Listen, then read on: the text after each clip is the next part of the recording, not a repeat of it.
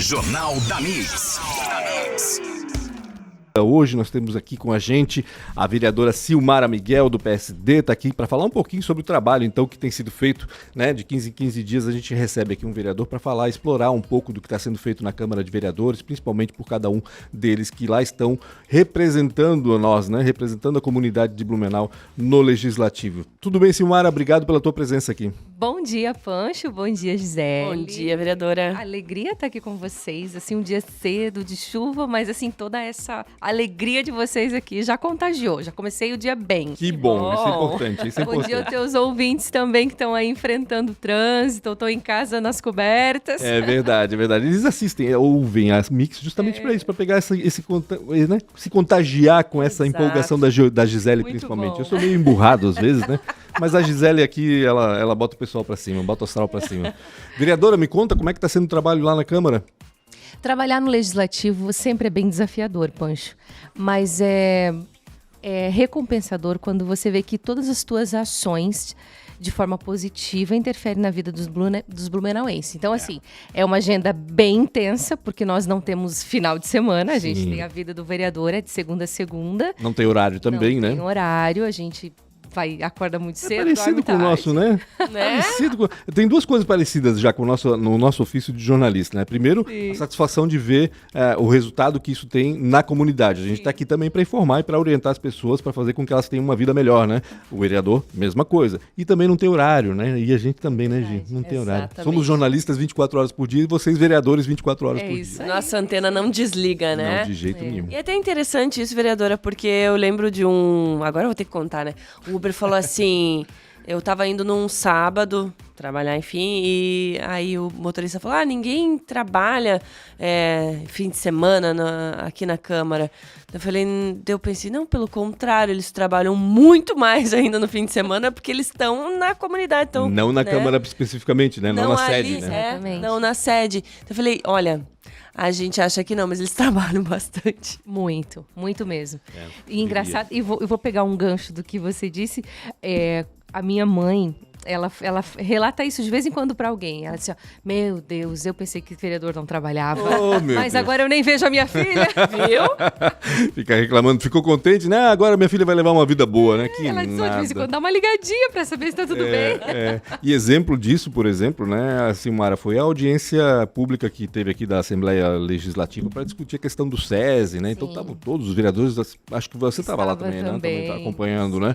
Não teve nenhuma solução, né? Não veio nenhuma definição em relação à compra do SESI. Ficou claro que todo mundo quer que isso ocorra, né? Que passe para as mãos do município, mas como isso a gente depende do governo do estado, né? Não Com tem toda como. certeza. Isso vai depender, na verdade, dos deputados, né? Para derrubar o veto. Também, enfim. exatamente. Que não foi votado, né? A expectativa é que fosse votado ontem e não foi. Sim, Na terça, e não, né? na terça. Na terça, Agora, isso. assim, ó, uma coisa interessante é que para que é a audiência pública? Uhum. É para a população participar. Exatamente. Não adianta, e eu digo assim para você, de toda sinceridade, que uma audiência pública que tenha apenas políticos, ela é frustrada.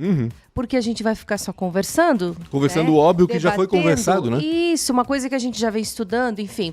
Mas a população, ali é o momento de colocar, de dar voz à população, para a população dizer o que é favorável, o que é contra, colocar os seus questionamentos. Outros pontos de vista, né? Que são Exatamente. importantes. É importante a participação.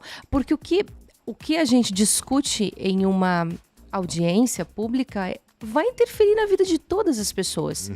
Tudo que envolve dinheiro público é dinheiro de todas as pessoas, né? É arrecadação de todas as pessoas. Então, isso tem que ter a participação das pessoas. E é difícil, né? Às vezes as pessoas não Mas já que não é uma decisão municipal ou, né, que depende dos vereadores, qual é o papel dos vereadores, junto com a população, obviamente, mas acho que o vereador, como figura representante do povo, qual é a pressão que os parlamentares podem exercer?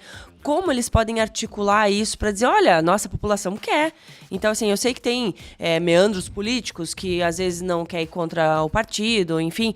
Mas qual é o papel do vereador nesse sentido de pressionar realmente o que é importante para o município? Nós temos algumas formas de fazer formalmente, né, moção de apelo, fazer formalmente ao governo do estado, mas assim, a articulação dos vereadores com os deputados, o questionamento dos vereadores com os deputados tem um peso muito grande. Tanto é que assim, a pressão pública muda muitas vezes a opinião. Sabe? Então, assim, é importante. E os vereadores estão ali, além de informar a população mais próxima, né? Além de informar a cidade do que está acontecendo, poder pressionar os deputados. E realmente isso tem uma efetividade bem grande. Tem também a questão de, estava falando em audiências públicas, né? E de fato, né, falta a participação da população. Acho que eles devem pensar, mas uma audiência pública com político, né? Mas tem que fazer com que isso mude, ou seja, se a população for, não vai ser só uma audiência pública com político, vai ser também com a população, né? Eu vejo isso muito nas audiências, por exemplo, para avaliar estudos de impacto de vizinhança, quando tem novos empreendimentos na cidade, que vai, né, afetar a vida das pessoas, aliás, afinal são várias pessoas, milhares em alguns casos de pessoas que vão viver numa área pequena e com certeza vai precisar de transporte público, vai precisar de saúde, vai precisar de educação, o trânsito vai piorar e tudo isso poderia ser melhor avaliado se os moradores participassem das audiências, né? Infelizmente isso não acontece. E os moradores participam depois, quando não concordam. Cobrando. Aí... Depois de tomar a decisão... É uma situação já mais delicada de você resolver, né? Exato. Depois de tomar a decisão de ter feito o que foi permitido fazer, porque ninguém se mobilizou, aí depois é que vão brigar e aí complica, né? Não tenha dúvida. Verdade. Silmara, a gente viu nesse ano aí um problema recorrente não, mas é um problema que ganhou visibilidade aqui no país em relação à questão daquela criança que desapareceu lá em Florianópolis. E que na realidade foi dada, né? Foi doada, vamos dizer assim, espontaneamente pela mãe, tem toda uma investigação correndo aí e tal, né? E tens um trabalho com essa preocupação também em relação à adoção, em relação à entrega legal. Me conta um pouquinho o que tem sido feito assim, nesse aspecto aqui para melhorar esse aspecto aqui na cidade, por exemplo. Pancho, eu vou ser assim, bem direta. Nós sempre vamos lutar pela vida. Nós sempre vamos lutar pelas famílias estruturadas. Essa é uma bandeira que eu carrego desde sempre, muito antes de política. A gente diz não ao aborto, a gente não compactua quando se coloca a vida a risco, mas... E essa entrega legal, ela é uma resposta, inclusive, para isso. Eu sei que é um assunto polêmico, mas a gente precisa falar sobre isso, sabe? Quando a gente fala sobre a questão do aborto, e muitas pessoas questionavam, ok, você é contra o aborto, mas qual é a resposta que você dá? Qual é a saída que você dá para uma mãe que não pode abortar, mas não quer a criança? É direito da mulher não querer a criança. É direito dela, ok. Tá? Ela não quer a criança, ok. Agora, ela não tem o direito de tirar a vida dessa criança, porque essa criança... ela é uma outra vida que está dentro dela. Então, ela só pode dizer sobre a vida dela mesma. E a entrega legal é uma resposta para a questão do aborto também. E é uma resposta dupla, é uma linda resposta dupla, porque ela vai em direção à questão do aborto e ela vai em direção à questão das longas filas de anos de espera para adotar. Toda a burocracia que Então, ela abraça a mulher que não quer e a mulher que tanto quer. Então... É uma legislação federal, se eu não me engano. Exatamente. Né? O que nós fizemos como lei aqui? Até eu faço questão de divulgar a Esther, que é a maternidade do coração. Ela tem inclusive um Instagram e ela é muito intensa na questão da questão da adoção. Ela é mãe do coração de 2 crianças lindas e ela trouxe essa realidade para nós. E como é importante a população se envolver no processo, porque essa foi um ponto que ela trouxe para nós. É uma legislação federal e eu fui fazer uma pesquisa de campo, porque antes de apresentar qualquer projeto de lei, eu sempre faço uma pesquisa, como é que tá. É importante, como, né? E eu sou uma parlamentar que não sou de ficar o tempo todo entregando projeto de lei. Aliás, nós temos 10 mil leis em Blumenau. É muita coisa já. É muita coisa. Então, assim, algo que seja realmente efetivo. É esse o nosso foco de trabalho. Pancho, eu fiz uma pesquisa, eu fui em algumas reuniões, em alguns locais de saúde, e eu falei, como que vocês trabalham com a entrega legal? Pasme, a maioria dos lugares que eu não sabia o que significava a entrega legal. O próprio servidor, o funcionário da instituição de saúde não sabia. Em hospital, o que é entrega legal? Eu falei, então a gente precisa agir aí. Daí eu vi a necessidade, conversei, inclusive, com autoridades do assunto aqui em Blumenau, e eu disse, então nós vamos entrar com um projeto. A gente precisa, infelizmente, tudo precisa de uma lei, né? Mas a gente colocou que essa informação tem que chegar, porque não adianta a gente tampar o sol com a peneira, mas em Blumenau também acontece aborto. Não adianta fazer uma lei se as pessoas também, não conhecem. Em Blumenau também tem mulheres que engravidam e não querem a criança. Não adianta a gente fechar os olhos para isso, né? Fechar os olhos porque não que não é. Exatamente. Então, essa informação tem que chegar. Por N motivos, a mulher pode não querer a criança. É claro que, assim, eu tenho alguns posicionamentos muito firmes com relação a isso, e acaba sendo um tanto quanto polêmico, mas, assim, se a mulher não quer, vamos partir desse ponto. Se a mulher não quer a criança, ela pode fazer uma entrega legal. Só que o problema é que muitas delas não sabem. É claro que a minha intenção como parlamentar não é incentivar doação de bebê. Lógico, claro. Não é. A minha intenção como parlamentar é impedir que aconteça isso como aconteceu em Florianópolis. Ela doou a criança, mas porque a adoção brasileira é crime no Brasil. Eu escolho uma pessoa e vou dar meu filho para a pessoa. Então isso é crime no Brasil. Tem que ter aquele ciclo... O trâmite judicial, né? O trâmite, isso aí, judicial. Então, assim, o que acontece, Pancho? Essa informação não chegava na ponta. Então, nós fizemos uma lei que agora obriga todas as unidades de saúde, sejam públicas ou privadas, tem que ter uma placa informativa dizendo que a entrega do bebê, ela é totalmente sigilosa, ninguém vai ficar julgando a mulher. Qual que é o serviço da ponta, para que os ouvintes entendam?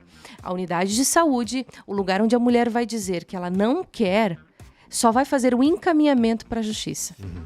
Lá a mulher vai receber o aparato emocional, informação.